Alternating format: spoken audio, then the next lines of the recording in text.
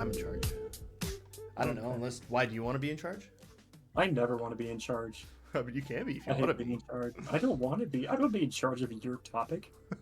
That would just be awkward. That's fair enough. Anyways, hello everybody! Welcome to the Sonic Show. The only show where every single Marvel movie is judged equally. With no bias in it whatsoever. At all. None whatsoever. There's not a single bias in this bone of our bodies. I'm Taylor, this is Langer, and Hiram. Say hello, everybody. I hope you're well acquainted with the bus. Okay, alright. Anyways. How are you guys doing? How's your guys' week been? It's been a minute. It's been. You know what? It's been good? My car exploded for like the 5th time. Yours too? I mean, same, Yeah. but why? We're all having car problems. It was my alternator went bad. This is like we replaced alternator with a bad alternator. Yeah. Of course, the alternator went out, huh? Yeah, Wow, the that's- alternator went out, and then that caused the coolant system to stop working. Damn, that must be Oh, that was a good time. going around. Taylor has all knows. Fuck. I'm in a new apartment too, so that's cool. It's cool. Looks Fun, nice. Saw the fun. picture of the single Yeah. room. Looks It's a pretty single nice. room that I'm sharing the building with like 6 other dudes. They're all really nice, actually. Ryan, do you want to talk about the Activision controversy for anybody who may not know about it? So, we all know Activision, how amazing and great they are towards the community. For the past 4 years, a modding community has been doing a remaster of Call of Duty Modern Warfare 2, the classic one. Because everybody has been wanting a Modern Warfare 2 remastered, an actual remaster, not a reboot. But one of the big reasons they've been doing this is because you literally cannot play the old Call of Duty games from World at War, Modern Warfare 2, Black Ops, Modern Warfare 3, and Black Ops 2 without your IP, your bank address, and your personal information being hacked and taken. So, this modding community has decided, you know what? For the past 4 years, they've been working on this remaster. It was supposed to come out August 16th. And the day before it was released, Activision pulled the plug and sent them a cease and desist order, forcing them to have to drop it completely. The scummiest fucking part about this is that Activision has known about this project for the past 3.5 years. The people who were working on the project were very public about it. They didn't hide it. They were very open to the community that they were doing this, and they never once got told that you can't do this. About a week before the release of the mod, or the mod that was going to be released, Activision actually put their Call of Duty 4 remaster on sale for 50% off, so it was about $20. They had the most sailed, or Call of Duty 4 became the most sailed game on Steam for that week. Out of everything on Steam, it was number 1. And right after the sale ended is when they sent the cease and desist order. So they completely used the modders to try and sell their product. And the shitty thing about it is this was a free mod, but you had to have the Call of Duty Modern Warfare remaster game. So that's why a bunch of people were buying it, was so they could access this mod. And it wasn't something, they weren't doing anything illegal, they weren't selling anything. It was a completely free mod that would only benefit the community and the longevity of the Call of Duty games, and would also help Activision make more money.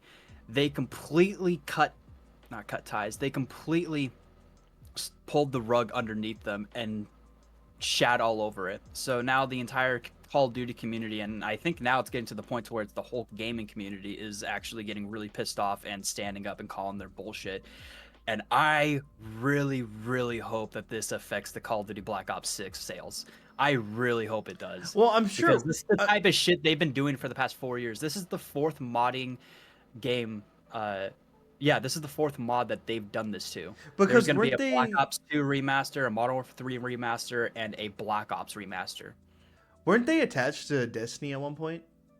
Am I crazy? Activision. Wasn't it Activision? Or who am I thinking of? I'm pretty sure it was Activision when Destiny first started. Yeah, in the first launch. Yeah, it was Activision. Then Bungie realized how scummy they were and wanted to cut ties with them. So now Bungie owns all the rights of Activision. Activision doesn't own shit. But now Bungie is under a lot of fire with all the scummy shit they've been doing. Yeah. So I have some questions about that, because the cease and desist isn't legally enforceable. It's just kind of a warning that we're going to sue you. Yeah, like Yeah. you don't have to listen to it. But And that what they could do is they could just say, they could change the title just a little bit and do the exact same thing and call it a parody. That it's true. I didn't even think about that. Like, they could just barely tweak it, call it a parody, and then they would win the lawsuit. I think this is the second or third modding community that has actually tried to make a remaster themselves. Because I'm sure these are guys who just did this on their spare time. They don't have the extra money to be able to go through a lawsuit. So getting a cease and desist order is probably really They could countersue for distress to get after they win the first one, then that would give them basis for a countersuit for a emotional distress. I think based on the cease and desist. Stupidest part is this: if this actually went into court, I don't know if they would have any legitimacy to actually sue them, because it's not like the game they're making any money off of it. They're using the IP, yeah, but at the same time, you have to pay an existing game that all the proceeds go towards Activision. It's not like they're taking a little bit for themselves. If I was in their shoes, I would just tweak the title and then put it under parody, because there's legal precedent for all of that stuff. Yeah. You know, I think I said this to Ryan at one point when we were talking about it. I feel like all of the industries right now, like movie and game alike, they've just reached a point to where they've been at the top for too long, and now they're starting to drop off because they got too high. They got too much. And now it's like that they have an audience. It really seems like after 10 or 15 years of a big industry not stopping, that's when they start to have this ego that we can do whatever the fuck we want. Yeah. So I guarantee you in the next 5 to 6 years we're gonna see that about Fortnite. Oh, dude, it kind of happened already. So I will say Epic is good about, like, when they mess up, they always kind of reward everybody. Like recently they put an exclusive skin into the shop that I guess was really rare and not many people had it. It's the Paradigm skin or whatever. And they accidentally put it back into the shop after promising that it would be exclusive and they would never put it in the shop again. And when they accidentally did it, allegedly, if it was even an accident, people got pissed, and then they took it out, and then they gave all of the people who had the skin another exclusive skin that only the people who got the skin the first time would have, and then refunded everyone the V-Bucks or whatever. So it's like the shit that the people who made Escape from Tarkov, the shit they pulled earlier this year. Yeah, I remember that. Yeah. That was. But anyways, I guess I thrusted that controversy into the mix. Ryan, you didn't get a chance to mention how you've been. Well, what's going on in your life? Oh, I've been fantastic. You know, car troubles constantly. I'm sure last time I talked, I said my Toyota was broke down again. Yep. And I'm selling it, and I'm waiting for the buyer to meet me at a licensing place so I can sign it off into his name. But other than that, I've been just working on my other car, my Intrepid, and it's very close. We're getting very close. We got the engine in, we got the water pump in, we got it all timed. We just have to do a flush and reconnect a bunch of pieces. What are you gonna do if you turn on that car that you've been working on and it doesn't work still? Cry. No, if it doesn't turn on right away, then I'd rather have it not turn on right away than have it turn on, work, and me driving it and it breaking down again. That's when I would cry. If I was still at my buddy's place when we turned it on and it wasn't turning on, I wouldn't be that worried, because that just means there's something more that we can do. There's more things that we need to. There's something that we didn't connect, or something that we didn't torque down right. Yeah. But in my buddy's words, we're in the home stretch right now. It's a lot of little things. The engine is in there. The engine is completely built. It's all good. It's just all the accessory stuff and torquing stuff down. So it's a lot of little things that we have to get done. And okay. I real quick, hold on. Pause. This is for the editing process. Everyone live, you can love this. Okay, I made a mistake. 3, 2, 1. Okay. So on top of fixing and putting all the stuff together, I learned that. So Taylor, when you were in my car, the times that you were in my car, do you remember how powerful it was when I would push the gas as hard as I could? And the Intrepid? Yeah. How the entire front end would lift up and sometimes come off the ground. Yeah. That was with 3 cracked valves, or 3 cracked, what's it called? Cylinders. No, not cylinders. The valves.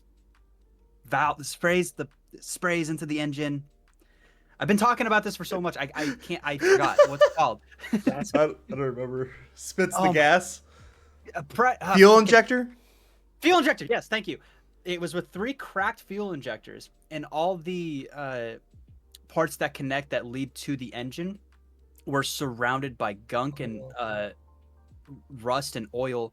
So if there was a hole or the tube that was this big, it was rusted and corroded. So there was actually almost this much room, right? Yeah. So my engine wasn't getting as much fuel and was less fuel efficient and wasn't getting as much power as before.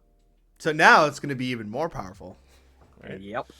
Damn. I don't know if I've told you guys this, but that engine is the engine that they put in the Dodge Challengers and Dodge Chargers. It's just a modified version of the newer one. Or the newer ones are just a modified version of my engine. That sounds pretty cool. What? I like it. Doesn't the Intrepid have a 3.5 V6? Yes, mine does. The RT has a 3.5 and the normal Intrepids have a 3.2. I have no idea what they're saying. RTs just got put up to V8 like 4 or 5 years ago. Really? Yeah, they've been V8 for a while. God.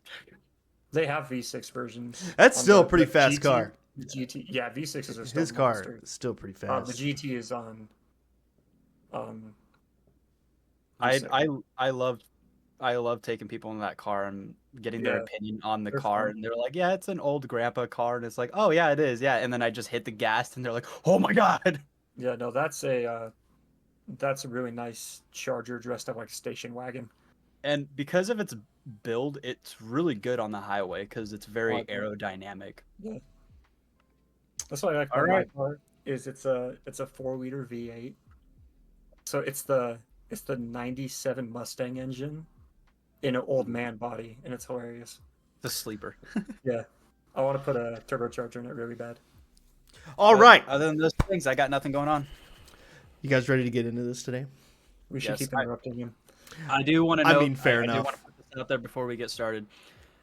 A lot of these shows I haven't watched. Yeah, if I haven't seen, I'm not gonna have a whole lot of things to say. This is gonna be a big Taylor episode because Taylor is a big Marvel fan. Everyone's opinions is valid. I was thinking about putting a thing like maybe we get over the ones that you haven't seen first, and we'll just do the rest of them. I don't know. Okay, we'll see how this goes. That's practically all the new ones. And go through it.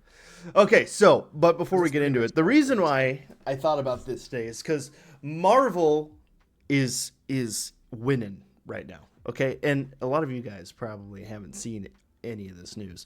I totally forgot to show you guys the leaked trailers for all the new stuff, which I may send them to you still anyway. But basically, D23 and Comic-Con just happened, and they revealed some projects that I'm really happy for, and I know that you guys have lost faith in Marvel, and I understand. They've kind of screwed up. It's more Disney in general, though, pretty not bad. Just Marvel. Yeah, but Marvel's more independent than you might think. Disney just funds their shit. Basically, Kevin Feige has revamped and fixed everything most everything. Agatha all along and still kind of a question mark, and I don't know why they're producing that still. Anyways, but pretty much like they're totally retooling Fantastic Four. They retooled Blade. They totally fixed Daredevil Born Again, which is now just season 4 of Daredevil, and that's fucking awesome. But there's some other things that they revealed that I kind of want your guys' opinion on. Robert Downey Jr. was announced as Dr. Doom. And before I give my opinion on that, I want to know what you guys think. Is this seem like a win? Do you think this is kind of weird and it's not going to land very well, or what? Hiram? You could just see I'm having thoughts. I love RDJ. I love every RDJ project I've ever seen. I am going to go see it because I like RDJ. This has nothing to do with RDJ himself, because I'm still going to go see it. I'm still going to like it. I think this the multiverse and time travel stuff has kind of made it so the continuity of a lot of things in Marvel don't matter anymore. And it's just kind of obnoxious. I'm going to make a segment in this episode where I have to turn you around on the multiverse thing. Okay, I would love to hear some takes on the multiverse. But we'll do that later. It's just, it feels like retconning a little bit. Which, I mean, retconning's fine. I don't mind. It's just kind of like, really? Yeah. I honestly don't have a very strong opinion. It's just like, I would rather you didn't, but I'm still going to like it. Okay. Ryan? I'm kind of iffy on it. I think it's great that RBJ, Robert Downey, RDJ. RBJ? I think it's great that Robert's back, but at the same time, I wonder how much of this is just because they want him back, because they've been having such issues with viewerships, and if this is just a ploy to bring back people. It's like, oh, look, Tony Stark, Robert Downey Jr. is coming back, it's going to get better. Or is this actually a story that Doctor Doom is going to be a different version of Tony Stark, like Tony Stark lost an Endgame or lost a huge battle and basically gives up everything. He lost everything and decides to become Iron Man. Would be interesting. Or he never becomes Iron Man. Yeah. If they go in that direction and he's actually Tony Stark and not just, I don't know who Doctor Doom is, if he just goes by Doctor Doom or if he has an actual name. Victor Von Doom. I think it would Victor Von Doom. Yeah, that's Doctor Doom's real name. Okay, if it's Tony Stark, that would be pretty cool. If it's a different version of Tony Stark. But if it's not Victor Von Doom, I know that's going to piss a lot of people off because it's kind of ignoring the comics. Yeah. So they kind of put themselves in a position to where they're going to piss off people either or. It's like, did they do it just because of fan service, or they actually have a plot point? Is it going to be like Spider-Man, to where he doesn't actually become Spider-Man until No Way Home, to where the actual story of Spider-Man normally begins, took all those 3 movies. Mm-hmm. Okay. So I'm kind of iffy with it. I'm skeptical. On that same line of thinking, Taylor brought this up during the stream, but they kind of did the same thing with Iron Patriot, and no one really cared. A lot of people cared, but here's the thing. The people like me and people like you, there is way more people like you guys as opposed to me in terms of the Marvel movies, like where I deep dive into every single facet of the production of the comics, and I know every single detail there possibly is, as opposed to people who just casually watch, like I consume all Marvel, even if it's shit, I still watch it, So it's just like with the Iron. You're the one who's funding the crappy shows. That's all you. But I only watch it once. See, now there's a difference. It's okay if you just watch it once. The people who watch it multiple times are supporting it way more, in my opinion. But that's fair.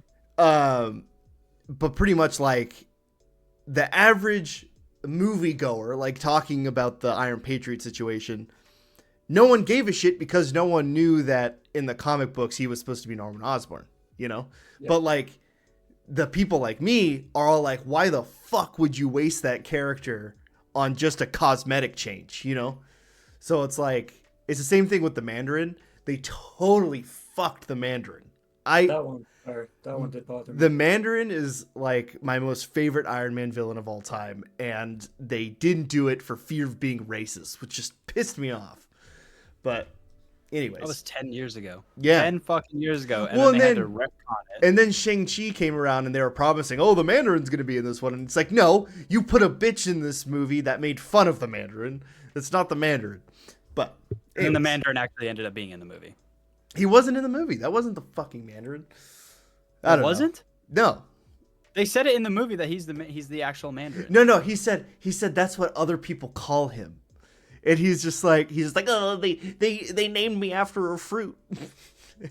Oh, I was about to make that same joke. Damn it. Yeah. Sorry.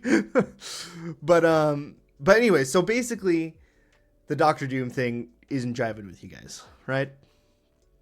I look forward to it. I'm just kind of like I think they should have got a different actor that maybe hasn't been in the MCU yet to do it. I wish there was a different way that they brought back Robert. Do you think that it's going to be... Do you think it's going to be a variant of Tony Stark, or do you think it's going to be Victor Von Doom? I'm hoping it's a variant of Tony Stark, but that's coming from a person who doesn't read the comics or doesn't know anything about the original lore of Marvel. But I know they probably won't be doing that. They probably will just call him Victor Von Doom and not a variant of Tony Stark.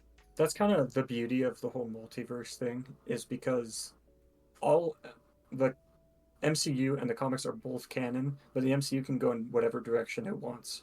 Yeah. Because it's unlimited possibilities. So I could see it going both ways. I just am getting tired of the multiverse. Idea. Yeah, it's being overused a little bit. They're overusing it. And I get that phase 2 is supposed to be... Is this phase 2? No, this is like phase 5. Okay, so the Infinity Saga was about the Infinity Stones. Yeah. This saga is the multiverse saga. Yeah. That we're doing. Yeah. I'm not a big fan of the multiverse saga. Not because I don't think the multiverse is cool, but a lot of the shows have kind of used it as a crutch and an excuse to bring in new characters, whether they progress the story or not. To be fair, a couple of the movies have done this really well, like the most recent Tom Holland Spider-Man No Way Home. Yes, I think that one did it beautifully. Yes, I agree. And with Deadpool that. and Wolverine. Deadpool and Wolverine, yes. And Loki. Loki did it really well. Enough Loki to respond to that. Loki did multiverse very well. Taylor, you're the Marvel guy. Out of all the Marvels in the multiverse saga, what one has done the multiverse the worst? The worst? Yes. Oh shit. SpongeBob. SpongeBob? Oh, Phineas and Ferb. Not a fan of that one. I would have to say Doctor Strange in the Multiverse of Madness. Even though that was a good movie, I still liked Multiverse of Madness. I just don't think it was as multiversey as they were kind of building it up to be. But I think they did it the worst. Can we get a movie to where one of them gets stuck in a different multiverse and they don't come back until like 4 years later in the new movie, and the new movie is about them trying to get back to their original universe? That's Fantastic Four. That's literally, you literally just said the whole plot of what Fantastic Four is going to be. Oh, great. That's awesome. So in Fantastic Four, they originally oh, I guess spoilers if anyone cares. I'm about to spoil the whole plot of a movie that's still a year out from being released. But basically, they originate from the 616 universe in the 60s, and something went wrong, like an experiment or whatever. They end up getting trapped in an alternate 60s universe that's all futuristic and modernized. They're there for like, I think like 5 years to them. But then when they come back to the 616 universe, it's going to be modern day and the whole thing's going to be different. I think that would be cool if they teamed up. You know how Captain America goes back in time? Yeah. I think it'd be cool if they teamed up with Captain America. There was rumors. There was rumors for a long time that there was going to be for a period of time in the comic books, Captain America went by the name of Nomad. And there was a theory, a leak that Marvel was developing like a Nomad Disney Plus show about his journey of giving all the Infinity Stones back. Would have been really cool, but it ended up getting canned. That'd be sweet. It was like after the whole Scarlett Johansson lawsuit. In the 60s, if you're going off like how Captain America should have aged naturally, he would be about the age Chris Hemsworth is now. What the fuck? No, he wouldn't. He'd be older. Evans. Because he was only 20 in the 40s. Or a little under 20s, probably like 17, 18, 19. I'm going off the MCU one, not the comics. He'd be older, would he? He'd be like 100 years old. Well, he'd be like in his... He is 100 years old, but he's talking about if he if he wasn't frozen in ice. Back in time and he aged normally. Yeah. Okay, gotcha. He would only be about 40. Gotcha. I misunderstood. Maybe early 40s, late 30s, somewhere in there. I misunderstood the assignment. I don't think that's how the math would work. No. Well, he said in the show that he, like, Bucky's like 111 or some shit. But you also need to take into account that when he said that, there was a 5-year time jump because of the blip, because of Thanos too. So it's 5 years ahead. Anyways. They talked about it in Ultron though too. Yeah. Anyways. I'm trying to do math and it's hurting. Anyway, moving on. So I think that'd be cool. How do you guys feel about how many Phase 4 projects have you guys watched? Phase 4 is all of the movies post Endgame to about what was the last movie of Phase 4? Wakanda Forever was the last one. That was Phase 4. I haven't watched anything in Phase 5 except for Deadpool and Wolverine. Let's go through the list and just talk about them. But then if you haven't seen it, just say you haven't seen it. So do we want to just go from top to bottom, or do we want to do it in chronological order? Let's go top to bottom, I think. Okay. Ant-Man. Have you guys seen Ant-Man? Yes. Yes, first one. Okay. So I will just, when we do these, I'll throw out my opinion first, and you guys can agree, disagree, and we'll debate a little bit. Mm-hmm. So my opinion of the first Ant-Man movie is I really loved it. It came out at a time when Ant-Man kind of seemed like, I never liked Ant-Man. I never gave a shit about Ant-Man. But when this movie came out, it really turned me around and I liked it a lot more. It was kind of like Guardians of the Galaxy moment. And I liked the fact that it was like a heist movie. It really showed back when Marvel wasn't so manufactured. It was a lot of variety. I like that it was a heist movie. It paid homage to a lot of really good heist movies. So I would personally put it at fantastic. I'm good with fantastic because it was a good movie. It's definitely not their best, but it's far from their worst. Yeah. It really introduced a lot of new characters and concepts that ended up being really important later. So I would say fantastic is solid. I was going to say average, but I'll agree with fantastic because up until this point, it was the same because it was Iron Man, and until Ant-Man, we only had the Avengers, Thor, and Iron Man and Captain America, the first Captain America movie. Yeah. Oh, and Winter Soldier. This was the first time that it kind of expanded outwards. Yeah. And we saw that there was more projects than just the Super Soldier project that was happening. There was also, what's the serum that he uses? Pim particles. Pim particles. Yeah. I'm not going to even try to say that, but that's the first time we hear about it. So it kind of expanded the lore in that way that now we know that the government inside or S.H.I.E.L.D. was working on different projects after Captain America was frozen in ice. Yeah. Okay. I support. I am in concurrence. Okay. So I guess to make it brief, it expanded the lore. Yeah. Okay. So I agree with that. Ant-Man and the Wasp. I liked this movie. However, I do not think it was as innovative and as different as the first one. However, it was definitely not bad. I wouldn't say that it was the worst thing they've ever made, and I like that they introduced Ghost. Ghost is a kind of an obscure character. In the comics, it was a guy, and he was originally a villain of Iron Man. I would have liked to see him fight Iron Man, or her fight Iron Man. That would have been cool, but at this point, Iron Man was doing Avengers shit. No, this took place in between Infinity War and Endgame. So actually, he was fighting Thanos or whatever. Sorry, I will wait till you're done, Taylor. Oh, no, you're fine. Interject.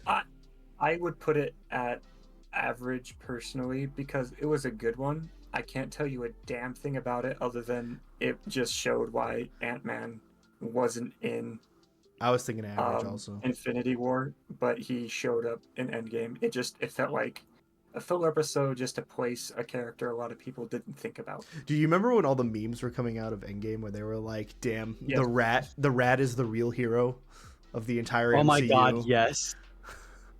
That rat saved the universe. Yeah. So my vote's on average. It's a good one. Right up there with the. It's one of those movies that you'd pop in and enjoy watching. Yeah. But a background movie. Said the name of the villain, I couldn't remember who it was. Yeah, it was Ghost and oh fuck, what was his name? Orlando. It was like a scientist who used to be the first. He was like the first giant man, or whatever in the comics. Wasn't it Neo? No, not Neo. He was in the Matrix, but he plays Neo. No. He plays Morpheus. Oh, Neo is Keanu Reeves. I was thinking Morpheus. Yeah, Morpheus. You were saying Neo, and I was like, who the? Oh my god, what is his name? Someone look up his name right now. What the fuck? His name is forgettable and average and meh, like the rest. He's a great actor. You should look up right now. The character was meh. The movie was meh. Don't tell me his name, Ryan. If you find it, give me a hint. I need to figure it out. I don't even know what I'm looking for. What? Look up the cast of. Are we on you? Never mind. Look up the cast of Ant-Man and the Wasp. He's a black guy with a gap in his teeth. Yeah. He's a great actor. I liked him a lot in John Wick. Not the guy that plays Kang, right? No. Dr. Bill Foster. Yeah, not Ant-Man and the Wasp Quantumania. Just Ant-Man and the Wasp. Bill Foster is the name of Bill the character. Foster. Yes, Bill Foster. 2018. Let's see. Not Jonathan Majors, not Lawrence Fishburne.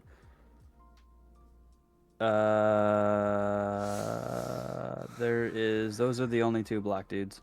Yeah, because you're looking at Quantumania. Nope, it's Ant-Man and the Wasp 2018. Lawrence Fishburne. The character's name is Bill Foster. Lawrence. Yeah, Dr. Bill Foster. Okay, yeah. Okay, well, whatever. I'm sad that I couldn't remember great that. Actor. He's a great actor. Is that the guy that is in? He's in Matrix as well. Yeah. He's Morpheus in the Matrix. Yeah. Yep. And he's in all of the John Wick movies too. He's in the 2 through 4. He's in. He dies. I haven't seen 4 yet. I meant to see it. I never got. He's at the end of the first one. Oh, is he? Oh yeah, he is at the end of the first one. I forgot about that. Yeah, he's in all of them. Anyways, Ryan, where do you think Ant-Man and the Wasp would go?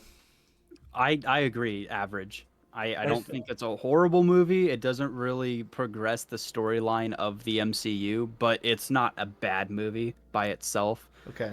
Like you said, it's a good background music. It's immensely important and so forgettable at the same time. Yeah, I agree. Okay, so this one's going to be kind of a controversial one because I don't hate this one. I like this one, Ant-Man and the Wasp Quantumania. However, I do think it deserves bad only because of the ending of the movie. Everything else in the movie I thought was pretty good. I thought they handled Kang very well. I liked that they went into the quantum realm and we spent a lot of time there. Just for some reason at the end of the movie, Ant-Man should have either died or he should have been the one who got trapped there. And that's how it should have ended. And they didn't quite have the balls to commit to that. And I didn't like that Kang ultimately got defeated at the end because it made him look like a pussy. But that's just me.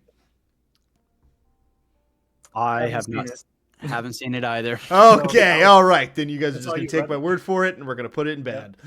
I will say that a lot of people, the main opinion on that movie is that it was really bad, and it contributed to King the Conqueror being... King the Conqueror was going to be canned even before Jonathan Majors did what he did because of the performance of this movie, which I kind of disagreed with because I thought his performance was amazing, and I loved that they were pursuing King as the main villain. I really hope they go back to that one day, but they just were taking too long to build him up. I don't think they fleshed it out nearly as much as they fleshed out Thanos, and that was the problem. But that's just me. They didn't really. They teased Thanos for like 6 years in end credits and a little bit in Avengers. They had a little scene with him, but with Kang, they really didn't tease him at all. Yeah, he just kind of showed up. Well, some background to that is that they didn't have the multiverse saga planned out at all compared to Infinity War or the Infinity Saga. They had like a general outline of the entire saga since the first Avengers movie. It's insane. They were already writing and prepping Infinity War when the Winter Soldier came out. It was insane. Oh, wow. Yeah, so they planted the seeds. Like, obviously some of the movies they obviously didn't have planned out because that was up to the writers, right? But like they had a general story outline. They called it the Marvel Bible that Kevin Feige had. And they would, when they would hire new directors, they would be like, hey, this is what we're building up to. Try to sprinkle in a little teases somewhere in there to build up to this, but then kind of give them free range on the story and whatnot. So with the multiverse saga, they were too confident, and I feel like they didn't plan it out. And they just saw Jonathan Majors do a really good job in Loki, and they're like, hey, we're going to make you the main villain of the entire MCU. And then court case. They bet of real life. They bet all on Jonathan Majors, and that's really fucked up. But can I get the next one's the first Avengers movie, right? No, this is Age of Ultron. Okay. Where is the Avengers movie in here? I don't see it. It's really blurry though. No, I don't see it either. Oh, it's in between Spider-Man and one with a lot of green. Go left.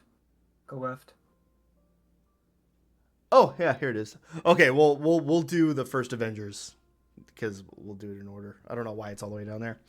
Anyways, okay, the first Avengers movie. I would like to start. I'm going to be very firm on this, and I am willing to argue very passionately about this.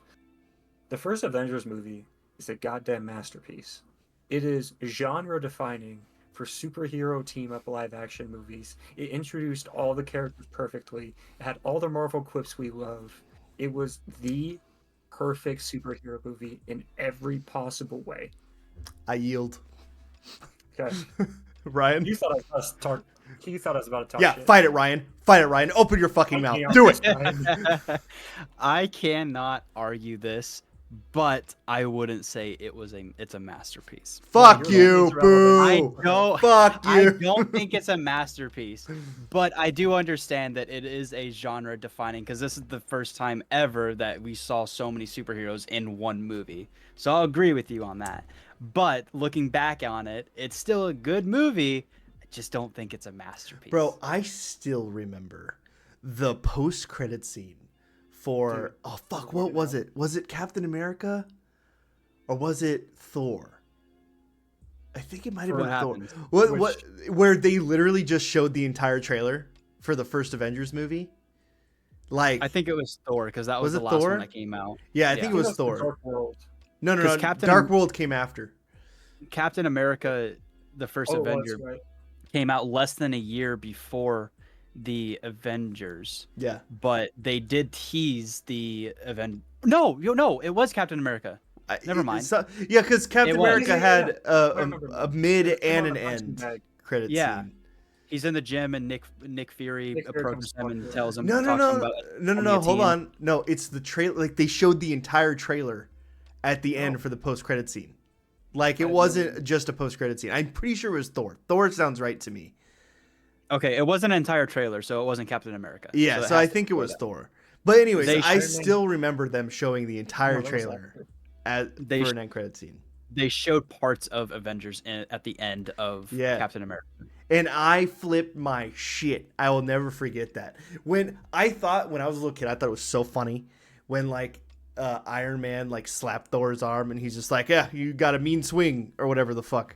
And I looked at my dad and I was just like, we're going to go see this 5 times. I'm ready for this. Anyway. I did go see the first Avengers movie 3 times. I fell asleep the 3rd time because it was like 12 o'clock at night. But yeah. Anyways, so Avengers Age of Ultron. I think it is average. I think this is a pretty average Marvel movie. It was good. I liked good, but I don't know. I think when I first saw it, I loved it. But then as time went on, and I don't know, maybe I kept seeing it over and over again. Just slowly over time, I started to be like, yeah, it's okay. You know? I think the main issue with it is that it doesn't feel like an Avenger threat. It feels more like they're cleaning up their mess before they get caught. Yeah. I would say they didn't do Ultron justice like it is in the comic books. Ultron is so much more hardcore. I would say it's fantastic because it's kind of a domino effect. Because they made Ultron and Ultron broke out and became sentient, they had to give Jarvis his own body just to be able to defeat Ultron, which then led that, well, Jarvis has what stone does he have? The Mind Stone? The Mind Stone. He has the Mind Stone, so he becomes a target for Thanos. But he also becomes one of the most powerful beings in the entire universe and one of the smartest as well. Motherfucker can also phase through objects. So I don't know how much more powerful you can get from that. Okay. I'm with Ryan. I think it should be put at fantastic. I think the major flaw with this movie is it should have been an Iron Man movie, not an Avengers movie, because that's kind of the trope of all of Iron Man's movies is he causes his own problems and has to clean it up. I agree with that. It should have been an Iron Man movie. I agree. It is still a fantastic movie. It's one of my favorite Avengers movies. It's a good movie, and it's also the first time that we actually see all the Avengers together that aren't not fighting, but just relaxing. You know, hanging out, yeah, casually having a drink, trying to lift Thor's hammer, and hinting that Cap can lift Thor's hammer. I mean, that started a whole theory train for years, for 4 more years until Endgame came out. That scene's always bothered me because you can't be if close only counts in hand grenades and horseshoes. Like you can't be almost worthy. You either are or you're not. What about hand grenades and horseshoes? Well, you can be almost worthy because you can become horseshoes. Sorry. Yeah, but the hammer's not going to move if you're almost worthy. Like, and that's what the first Thor movie was about. Is he's still a really good dude with a lot of the same ideals, but he's not worthy. It doesn't matter if you're almost is still not. But I also don't think that scene was meant to. That was just meant to be funny. I don't think that it was meant to have any actual story ramifications. Yeah, the fact he couldn't move it at all meant he could move it. But I remember people. Well, see, because there was a theory. There actually was a theory back when this came out that Thor could have picked it up, but he chose not to because of Thor's ego. Because of his own ego. But that again would go into he's not worthy, therefore he couldn't pick it up. It was just I would say it was just a joke. I thought it was funny. I will say it was a joke, but also it plays into Cap's character of not wanting to be rude and stealing someone's ego or praise, because that's not who Cap is. The look of absolute terror on Thor's face. And also if you really think about it, Cap understands that if he lifts Thor's hammer, it's going to destroy Thor's ego, which is also going to affect the relationship of the team, causing them to not work together as well in case a threat does arrive. I think they purposely put it in there that Thor could lift it, even though it was a joke, but also hinting at it, because if you said they've had Endgame Infinity War planned, that means they also had Endgame planned at the same time. Yeah, they did. Which means they've had the idea that Cap could lift Thor's hammer for years. So I think they put that in the movie completely on purpose, hinting that, he's going to lift it at some point. I do too. I agree. So, I agree. I think average is... Did we say average? Or did we say fantastic? Fantastic. Yeah, I put it in fantastic. If we're going by what it built for the MCU, it's fantastic. But if we're going by a movie by itself, an adventure movie, I would say average. But it's kind of... It could go either way. It's kind of in between. Yeah. I would say it leans more towards fantastic. I'll keep it at fantastic then if it leads. That romance thing with Black Widow and Banner, that was weird. That was one of the things dude, I thought that was tragic. I loved that part because have you guys seen Incredible Hulk? Yeah, I mean, we're not there yet, but okay, so like Incredible Hulk, he loved Betty. I'm pretty sure Betty is her name. Yeah, a long podcast episode. Oh, dude, this is gonna be a long episode. Yeah, buckle up. So like with Betty, there was like a scene where he was trying to get down and dirty with Betty, but his heart rate was starting to elevate too high, and he had to stop because he didn't want to like fucking Hulk out on top of this chick. And, could you imagine hulking out while you're in mid? Oh yeah, she'd be dead. That's not mean about that. But it was really small. But anyways, I thought it was tragic. I was like, dude, that's actually really sad. And then I appreciated that they brought it into this because with Natasha and her coming from the Red Room, and they had to basically take out her lady bits, and it's just like. That is sad, you know? Hysterectomy. In one way, that's sad that they both can't actually have love with anybody, you know? And then on top of that, it made them bond more over the fact that they couldn't do that. And I don't know. I like that detail. With them reuniting later, it felt a little disingenuous. Yeah. And I'll also say another good thing that came out of this movie is that I do love the recurring bit of the sun's getting real low, big guy. Yeah. That whole thing is just becoming a recurring bit because it was so awkward when the movie came out and people were like, this is funny. Fucking all the way to Deadpool Wolverine. Still making a joke about it. I thought that was so funny. Anyways, okay, so next up is Avengers Infinity War.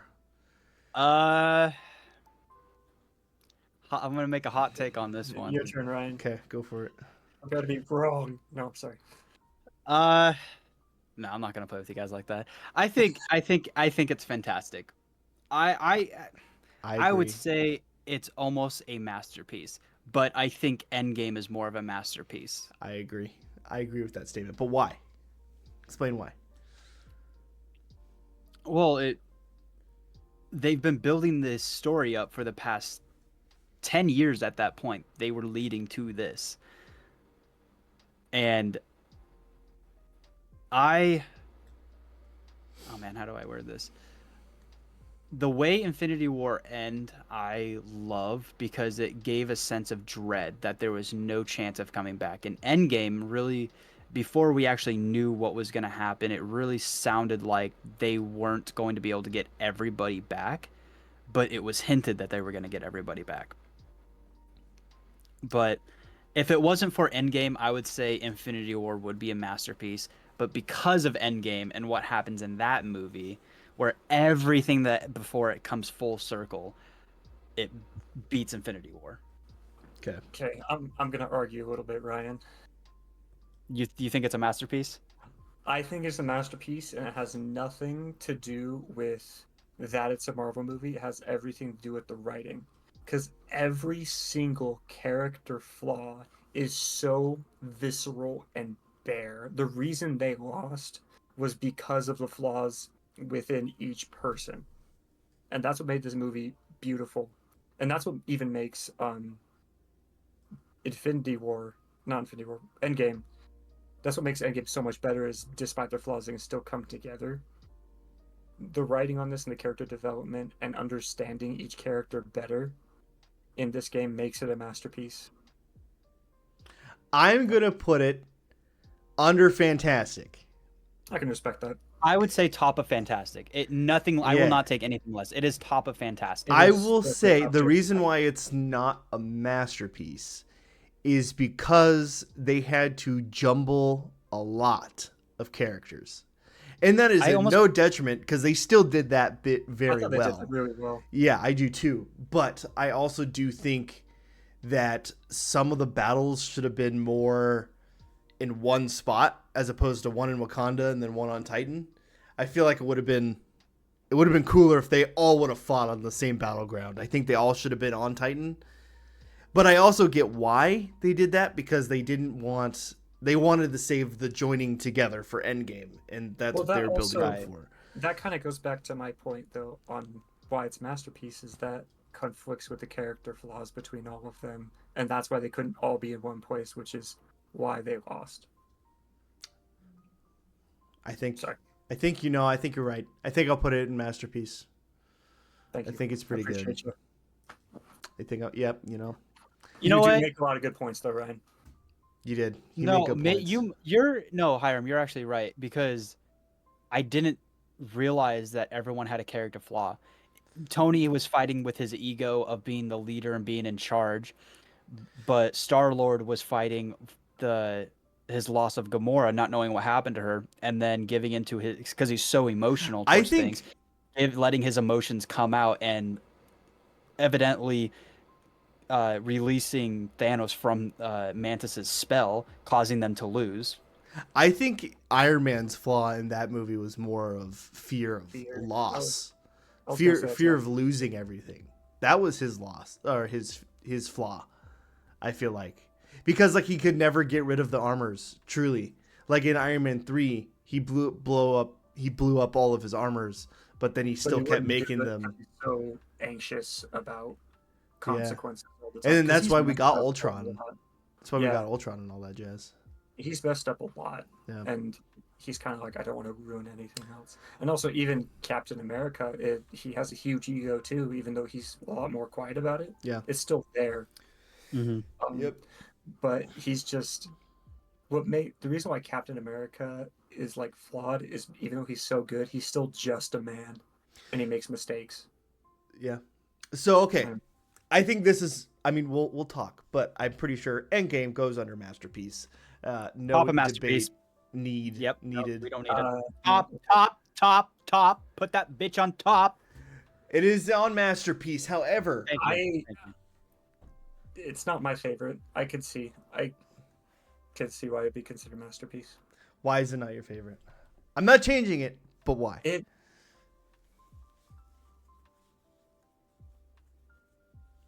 A lot of it has to do with Thor, and this is also a big reason why I don't like Ragnarok.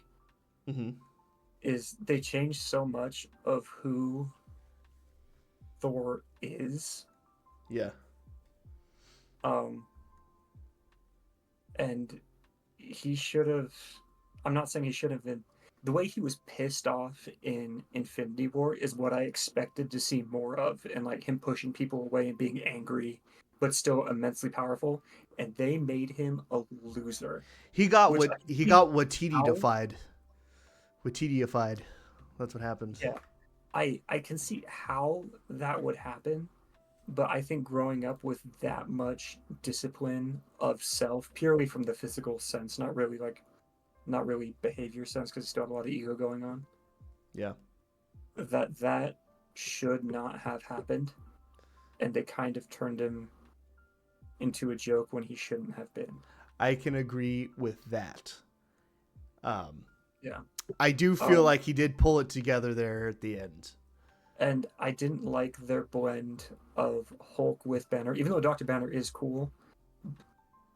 This is one of the things I liked about Ragnarok, is they showed Hulk as his own person, capable of change and growth and love. And they just, like, he's gone now. Yeah. It's just Banner. I was like, you had one of the coolest character developments of Hulk I've ever seen. Granted, I'm not crazy into comics. And then they just, like, that meant nothing. Yeah. I hope in the future what they do is exactly what you said. Hulk was making progress of growing and becoming more, instead of a rage monster, he was becoming more sympathetic towards things and understanding love and compassion. And now, you're right, he's just Bruce Banner in Hulk's body. And I hope they do this.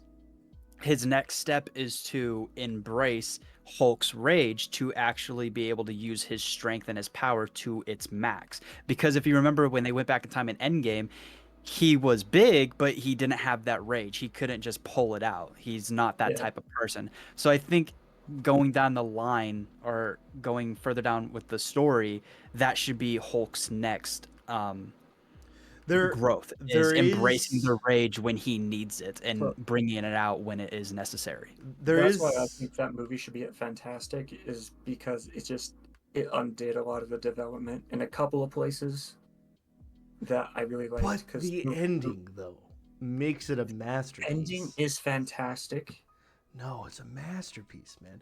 Do you realize the type of impact that these guys, that the Russo brothers and Kevin Feige fucking attained by killing Iron Man?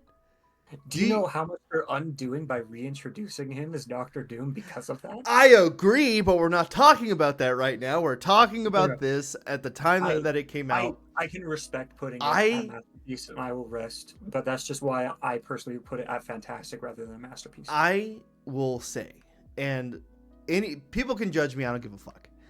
I literally felt, I mean, obviously less than if it would happen to me for reals, obviously, but there literally was like a part of me that felt like I genuinely lost someone. And that is fucking beautiful to do in a movie. Like, because Iron Man quite literally grew up with me from 2008 to 2019. He literally grew up with me through my entire development period. When I graduated high school, this movie came out. It was literally the closing of the greatest cinematic universe ever. Also happened to end at the same time that I was moving on to an adult life.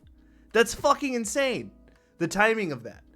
And when Iron Man died, I was like, damn, dude, I literally lost someone who was growing up with me. And so when that happened, I don't know, man. This movie has made impacts on my life. It's insane. I wish I was there for Endgame. I wanted to be with Taylor watching Endgame, but he decided to go on a day, or I think it was a Friday or a Saturday, and I had work, and I said, I have tomorrow off. Let's do it tomorrow. I was this is a once in a lifetime opportunity for me to see this with you. This is the end of a whole era that you have got. Because I wasn't a Marvel fan. I didn't even know that the MCU was a thing until I went on a date and saw Captain America Civil War. When I finally realized, shit, all these movies are together. So Taylor was the one who got me into Marvel, and was always, every time we hung out, he always broke down the universe every single time. And I told him, I can't call off work. I got to work, but I got tomorrow off. Let's go tomorrow.